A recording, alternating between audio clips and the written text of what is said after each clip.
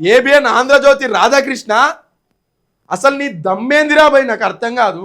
మోస్తే రేవంత్ రెడ్డిని మోస్తావు, లేకపోతే చంద్రబాబుని మోస్తావు. ఈ రాష్ట్రాన్ని ఎప్పుడన్నా మోసినావా నీ భుజాల మీద? రాధాకృష్ణ గారు కిందికెళ్ళి వచ్చినా అని మాట్లాడుతావు. నువ్వు కిందికెళ్ళి రాలేదు భయ్, తొక్కుకుంటూ వచ్చినావు. రాధాకృష్ణ సామాన్య జనాన్ని తొక్కుకుంటూ వచ్చినావు. సామాన్య జనాన్ని తొక్కుకుంటూ వచ్చి నా తెలంగాణ గడ్డ మీద నీ ఛానల్ పెట్టుకొని నా తెలంగాణ గడ్డ పడుతున్న గోసని నువ్వు చూపెట్టావా? ఏం రాసుకొచ్చినావు? ఒక దిక్కు ఖమ్మంలా వెలుగుమట్లలా ఇంత పెద్ద ఎత్తున ఉద్యమం జరుగుతూ ఉంటే, ఇంత పెద్ద ఎత్తున అక్కడ గొంతులను నొక్కుతూ ఉంటే, అక్కడ రాజ్యాంగాన్ని కూని చేస్తూ ఉంటే అది పట్టించుకోలే మనోడు. ప్రజలారా ఒక్కసారి చూడండి ఏం రాసుకొచ్చిండు. కవిత గారు ఇంకా కేజ్రీవాల్ గారు లిక్కర్ స్కీమ్స్ కేసులో ఇంకా విడుదల కాలే, వాళ్ళకి ఇంకా క్లీన్ షీట్ రాలే, మళ్ళీ వాళ్ళకు కోర్టు నోటీసులు ఇచ్చింది అని చెప్పేసి ఓ వార్తని రాసుకొచ్చిండు. అరే రాధాకృష్ణ, ఏబిఎన్ రాధాకృష్ణ, ఈ గడ్డ మీద నువ్వు ఇన్ని ఏళ్ళ నుంచి ఇన్ని తరాల నుంచి మా వనరులను వాడుకుంటున్నావు కదా. ఒక్కసారి ఈ గడ్డ కోసం నువ్వు పని చేసినావు అబ్బాయి.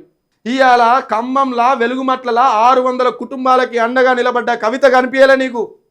ఇవాళ అదే ఖమ్మంలా 600 కుటుంబాలకి అండగా నిలబడ్డ చిలక ప్రవీణ్ కనిపించలే మీకు.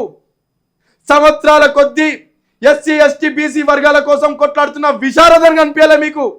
కానీ కేసు కనిపించిన అది దేనికోసం వేసుకొచ్చినావు ఈ రాత? నువ్వు దేనికోసం రాసుకొచ్చినావు ఈ రాతలు? నువ్వు ఒక కుటుంబాన్ని రోడ్డు మీద వేసి ఆ రాతలతో వచ్చిన పైసలతోటి నీ ఇంట్లో బియ్యం కొనుక్కొని తింటే ఆ బియ్యం నీ ఒంటికి పడతాయేమో కానీ ఈ తెలంగాణ రాష్ట్రం జీర్ణించుకోలేదు బిడ్డ.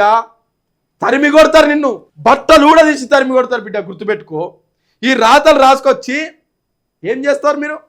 అక్కడేమో నరేంద్ర మోడీ, ఇక్కడేమో రేవంత్ రెడ్డి, ఇంకో దిక్కు నువ్వు ఒక ఛానల్ పెట్టుకొని ఒక పేపర్ పెట్టుకొని యథేచ్ఛగా ఏది పడితే అది రాతలు రాసి, పిచ్చి రాతలు రాసి సామాన్య జనాన్ని తప్పుదోవ పట్టించే ప్రయత్నం చేస్తూ ఉన్నావా?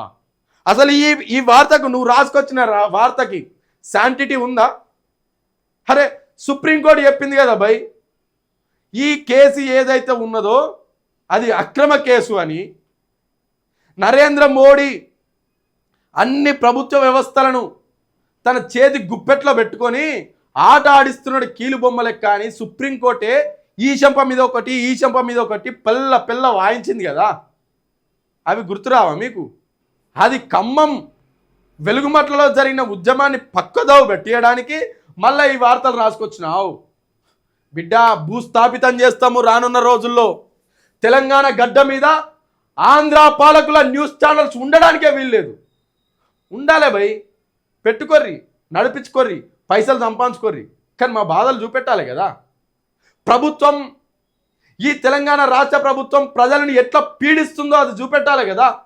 అది చూపెట్టకుండా ఈ రాష్ట్రం మీద, ఈ రాష్ట్రంలో ఉన్న నేతల మీద విషం కక్కుతూ నీకు నచ్చినట్టు నువ్వు రాసుకోబోయి ఆ రాతలు రాస్తే వచ్చిన పైసలతోటి టీఆర్పీలతోటి నువ్వు జీతాలు తీసుకొని నీ ఇంటిని గడుపుకొని నువ్వు విలాసాలు వైభోగాలు ఎంజాయ్ చేస్తే ఈ రాష్ట్ర ప్రజలు చూస్తూ ఊరుకోరు బిడ్డ, గుర్తుపెట్టుకో రాధాకృష్ణ. ఈ పిచ్చి రాతలు రాసి తెలంగాణ ప్రజలను తప్పుదో పట్టించే ప్రయత్నం చేయవు.